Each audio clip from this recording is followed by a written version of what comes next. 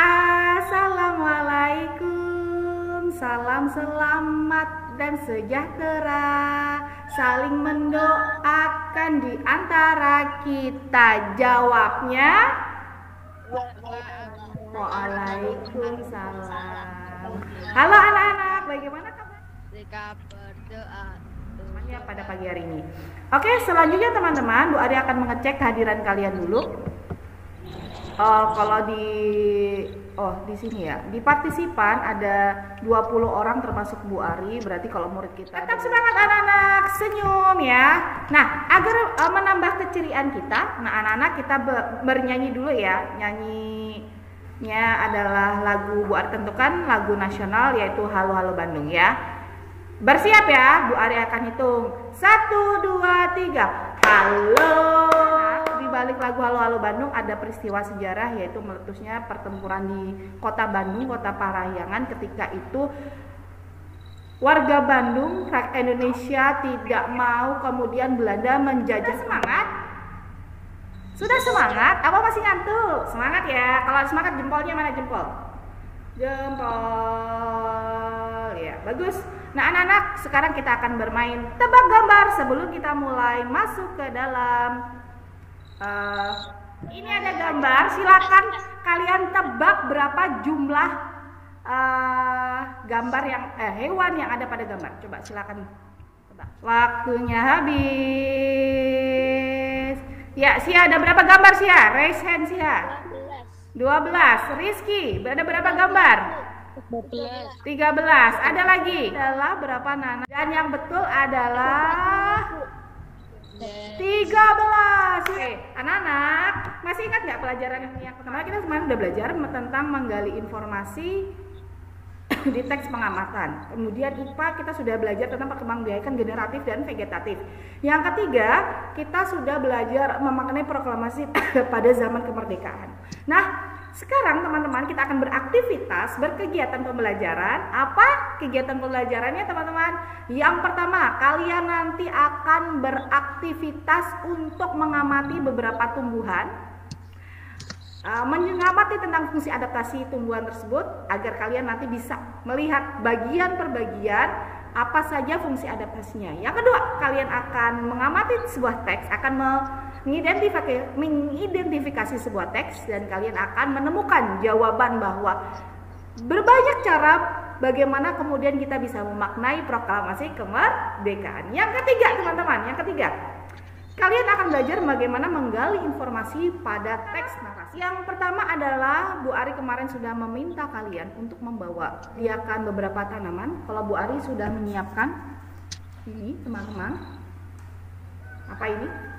Ya, ini dan Bu Ari punya ini agak besar sekali ini. Nah, ada 2 tanaman yang Bu Ari akan sharing ke kalian. Ya. Oke, ya terima kasih Nazira. Sekarang mana? Oh iya di tangan. Kebanyakan pada bawa eceng gondok juga ya, karena banyak nanti. Kalau kalian perhatikan, siapa yang punya tanaman mawar di rumah? Saya pernah lihat juga. Ya, ada kalau kita perhatikan, ini di batang mawar itu ditumbuhi oleh duri-duri. Jadi eceng gondok. Eceng gondok banyak kalian lihat di mana eceng gondok? Ada yang tahu? Yang belum pernah lihat siapa? Di sungai, di rawa. Kalau kita ke rawa Pening, wah, Bu Ari udah pernah ke rawa Pening dan hampir di beberapa bagian itu dipenuhi dengan eceng gondok. Ini eceng gondok. Ini Bu Ari jenis eceng gondok yang panjang, ada yang pendek, ada yang panjang. Ini ada bunganya. Kemudian ini adalah akar-akarnya, akar-akar serabutnya. Ya. Nah, teman-teman, eceng gondok ada daun, ada batangnya. Ternyata batangnya yang bawah juga agak menggelembung, ya, agak menggelembung batang bawahnya. Kemudian ada akarnya.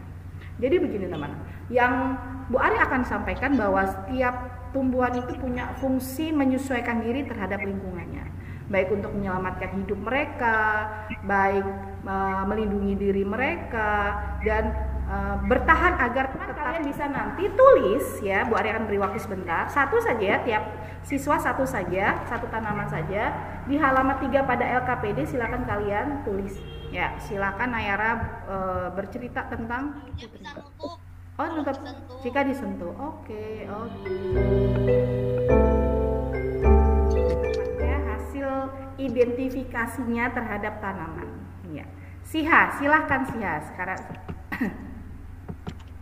Saya memilih bunga mawar. Iya, Membuat adaptasi bunga mawar. betul. Ya. Itu punya ciri tumbuhannya kaktus. Jadi batang kaktus. Silakan Roy. Eceng gondok memiliki akar serabut. Iya. Berfungsi sebagai untuk menangkap Pengembung Iya. menyimpan oksigen dan untuk menjadi topangan untuk mengapung. Iya. Jadi Sena memilih batang yang paling bawah menggembung untuk mengapung ya Sena ya, agar dia tetap bisa berada di permukaan air. Kenapa Putri Malu ya? Ada apa di Putri Malu? Menguncurkan daunnya untuk melindungi dirinya dari predator herbivora. Oh iya. Karena warna daunnya bagian bawahnya tuh lebih pucat, jadi predator herbivoranya nih kaktus. Kaktus memiliki adaptasi batangnya yang bisa menyimpan air, sister akar tersebar luas di tanah agar bisa menyerap air di area yang lebih besar. Daun yang bentuknya duri dan dilapisi lilin untuk mengurangi penguapan air. Eceng gondok dikatakan sebagai tanaman gulma atau tanaman pengganggu ya. Kalau tadi kita sudah membahas ternyata dia punya fungsi adaptasi dari mulai daun, batangnya, akarnya. Di masyarakat eceng gondok punya persepsi dianggap sebagai tanaman yang mengganggu. Jadi mengganggu kehidupan air yang ada di bawahnya. Tetapi ternyata ada seorang warga di Rawapening teman-teman yang bisa mengubah eceng gondok yang dipikir oleh kebanyakan orang sebagai tanaman pengganggu menjadi sebuah produk ekspor yang ternyata harganya mahal. Yang mau membacakan siapa? Silahkan Bu Ari, minta salah satu relawan untuk membacakan. Jadi kerajaan laku di Italia. Ya. Tanaman Sekarang, kalau kalian sebagai pelajar kira-kira apa sih? Bagaimana kalian memaknai proklamasi? Memaknai kemerdekaan ya. Proklamasi itu kan bentuk sebagai pelajar belajar ya. Sebagai anak di rumah Patuh kepada orang tua. patuh kepada ya. Nah, Pak Budiman ini teman-teman, kita kembali lagi ke teks. Pak Budiman ini ternyata menjadi sosok inspiratif sekali bagaimana beliau memaknai proklamasi kemerdekaan pada saat sekarang, pada era sekarang. Nah, coba Bu Ari mau dengar pendapat kalian setelah tadi kita bersama-sama baca teks. Zira, silakan. selalu berani Ya. karena berani memperkenalkan kepada global keluar negeri. Oke, iya, berani Rizky, Percaya diri, Bu. percaya diri apa? Gimana percaya dirinya? Coba dijelaskan. Karena Pak Budiman sempat menyerah, Bu, dan bertemu dengan Pengokraf. Oke. Konfirmasi dan Pak Budiman menjadi percaya diri, Bu. Iya, sikap percaya diri, berani ya. Terus apa lagi, pantang menyerah, terus apa lagi teman-teman? Tadi ya membantu warga masyarakat. Nah, ada satu lagi terakhir di teks terakhir, menarik minat wisata daerah. Dengan adanya produksi Benggok Craft, eceng gondok, nah membuat penasaran warga-warga lain. Kita udah berbicara tentang eceng gondok tadi ya. Nah, Bu Ari masih kembali lagi ke teks tadi eceng gondok. Awalnya petani eceng gondok, kini kerajinnya laku di Italia. Nah, ada teks. Nah, teks ini ya tadi ya yang sudah kita baca, kita bisa gali informasinya. Ya. Kita gali informasi teks ini, kemudian kita tuangkan dalam peta pikiran. Nah, Bu Ari ini kegiatannya mau ngapain sih? Kalian tahu tukang gali kubur? Tahu.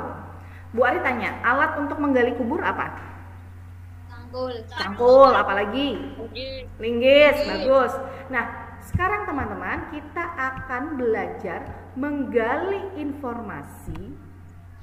Ya, kalau tadi gali kubur dengan cangkul, dengan pacul, sekarang Bu Ari akan menggali informasi.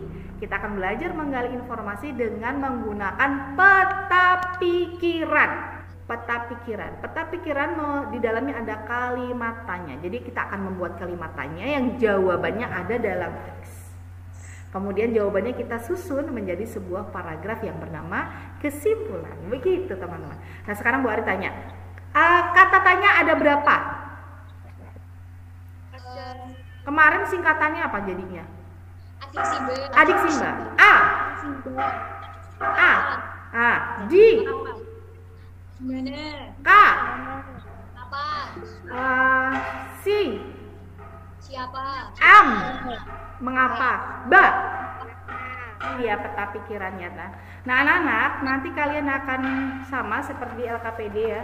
Kalian akan mengisi ya LKPD ini dengan kalimat tanya. Bu Ari hanya cantumkan 5 saja ya.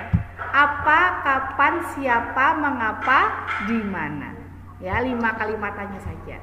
Kalian buat kalimat tanya ya jawabannya ada pada teks ya. Nah sekarang Bu Ari minta tolong kepada kalian buat satu kalimat dari peta pikiran nih. Pilih satu kalimat kata tanya. Baik, Nay, silakan Nay. Apa nama tanaman yang dijadikan bahan kerajinan oleh Pak Budiman? Iya, apa? Jawabannya Nay.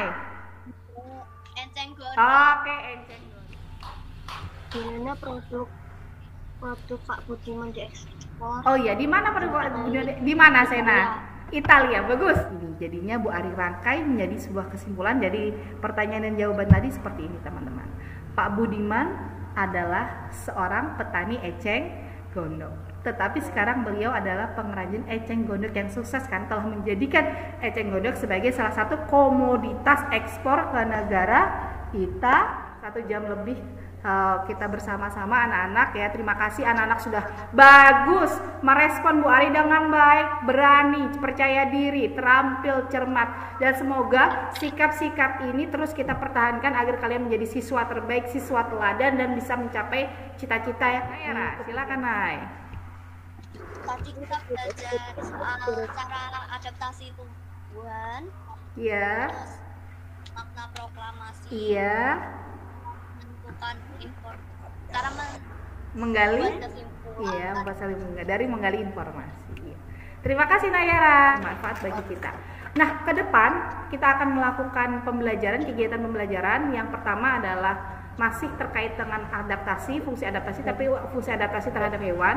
Kemudian yang kedua, memaknai proklamasi, masih kita bisa mencari contoh-contoh yang lain dari teks dan video, insya Allah. Yang ketiga, untuk kita akan juga menggali informasi lebih dalam, mengkoreksi kata baku dan kalimat tidak efektif dari teks narasi sejarah. Itu untuk pekan. Anak-anak, kegiatan terakhir kita akan melakukan quiz secara bersama-sama ya. Nah, ini ada beberapa pertanyaan-pertanyaan yang harus Bu Ari ya Bi. Nih Bu Ari akan membacakan pantun Bi. Bunga mawar, bunga melati, tumbuh subur di tepi telaga. Jika Anda orang yang baik hati, bantulah orang yang susah di sana. Ya, seperti Pak Budiman membantu tetangga-tetangganya untuk berdaya memperbaiki kondisi ekonomi mereka. Dengan bacaan doa, silakan siapa yang mau menutup dengan doa kali ini? Surat Quran. Bu Ari akan tutup nanti dengan ucapan wassalamualaikum warahmatullahi wabarakatuh.